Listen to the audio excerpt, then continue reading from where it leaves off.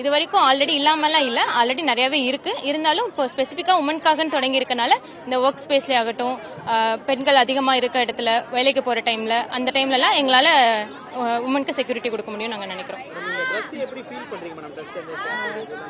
ரெகுலராக இது வரைக்குமே நாங்கள் பார்த்தது காக்கி ட்ரெஸ் மட்டும்தான் பார்த்துருக்கோம். இப்போ புதுசாக ஒன்று கொண்டு வந்ததில் எங்களுக்கு ஒரு மாதிரி புத்துணர்ச்சியாகவும் ஹாப்பியாகவும் இருக்கு. வீடியோ பார்த்தோம், பெண்களுக்கான ஒரு இதுனா டக்குன்னு நம்ம போய் இது பண்றது, அந்த மாதிரி இருக்கும்போது நமக்கு எப்படி இருக்க மாட்டோம், நம்ம ஒரு இடத்துல போய் பார்க்கும்போது எப்படி இருக்கும்? ரொம்பவும் சந்தோஷமாகவும் இந்த யூனிஃபார்ம் போட்டதுக்கு ஏதாவது ஒன்று பண்ணுறோம் அப்படிங்கிற மாதிரி ஒரு நல்ல ஃபீல் இருக்கு.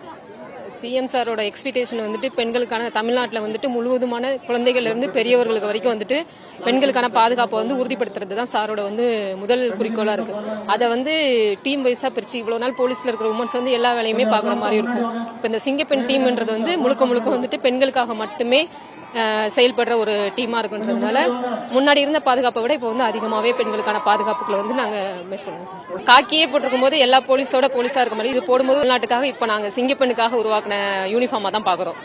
இது வந்து தமிழகத்துல வந்து ஃபர்ஸ்ட் முறை வந்து முதலமைச்சர் வந்து அறிமுகப்படுத்தியிருக்காங்க. இது வந்து கொஞ்சம் பெருமையா இருக்கு. மக்களோட வந்து நாங்கள் இன்னும் தொடர்பு கொண்டதுக்கு இது வந்து ஒரு நல்ல வாய்ப்பு கிடைச்சிருக்கு எங்களுக்கு. மக்கள்கிட்ட வந்து நாங்கள் இசையை பழகிறதுக்கும் அவங்களோட பிரச்சனையை வந்து கேட்கறதுக்கும் இந்த சிங்கப்பெண் சிறப்பு படை வந்து எங்களுக்கு வந்து உதவியா இருக்கும். அவங்கள்ட்ட நாங்கள் நல்லா பழகிறதுக்கும் அவங்களோட பிரச்சனையை வந்து சீக்கிரமா வந்து தீர்க்கறதுக்கும் இது ஒரு நல்ல வழிவகை கொடுத்துருக்காங்க முதலமைச்சர். அவங்க எல்லாருக்கும் ரொம்ப நன்றி. அது ரொம்ப சந்தோஷமா இருக்கு சார். கொஞ்சம் கெத்தாவும் இருக்கு, கொஞ்சம் பெருமையா இருக்கு. தமிழகத்துக்கு இந்த மாதிரி ஒரு சிறப்பு படையை வந்து முதல்வர்கள் கொடுத்துருக்கிறது வந்து கொஞ்சம் பெருமையா இருக்கு. பெருமையா சந்தோஷமா இருக்கு.